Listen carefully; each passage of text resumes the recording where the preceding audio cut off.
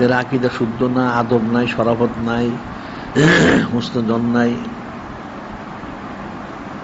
এদের কিতাবাদি লেখেন, এদের কোনো আদব শরাফত নাই।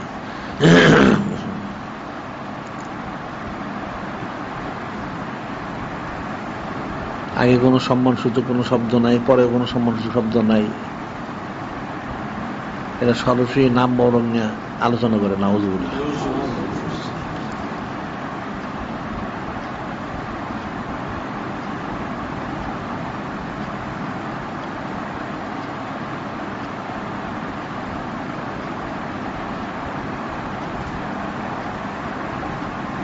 এই সমস্ত কিতাব পড়লে আমার সীমান আনবে কেমনি, আদব শিখবে কোত্থেকে?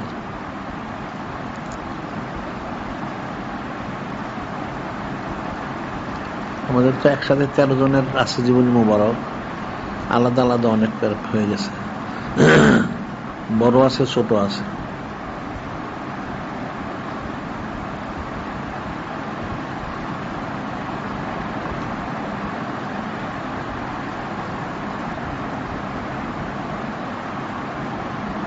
এখানে আকীদার বিষয় অনেক সূক্ষ্ম বিষয়, আকীদাটা কঠিন বিষয়,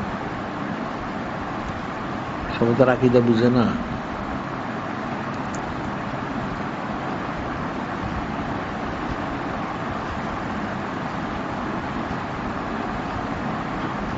আর আসলে মানুষের শরাফতের অভাব আছে। শরাফত থাকলে, আদব শরাফত থাকলে একরকম, আবার না থাকলে আরেক।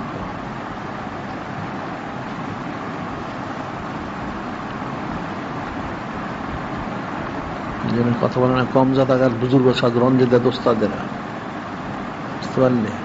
কম জাত আগার বুজুর্গ সাদ রঞ্জিদা ওস্তাদেরা, এটা অনেক অর্থ।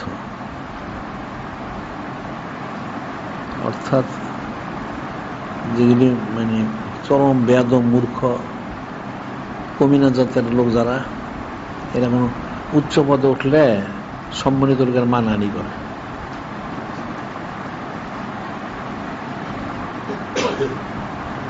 উস্তাদেরও সম্মান নষ্ট করে, ও সম্মানিত লোকের মান সম্মান নষ্ট করে। এর আদব শরাফত নাই।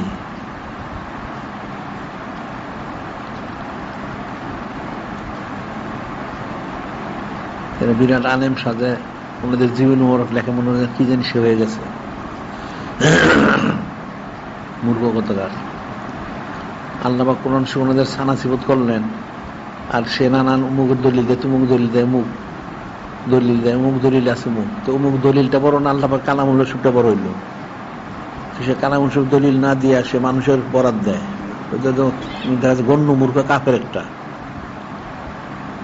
আল্লাহ ওনাদের পবিত্রতা বর্ণনা করলেন, আর কিছু মানুষ লিখলো ওনারা এই ভুল করছেন, নাউযুবিল্লাহ। সে তাদের দলিলগুলি দেয়, সে তো কোরআন শরীফের দলিলটা দিতে পারতো, তাহলে কোরআন শরীফের দলিল গ্রহণ করে তাদের দলিলটা বাতিল হয়ে গেল। মানুষের মূর্খতা তো চরম।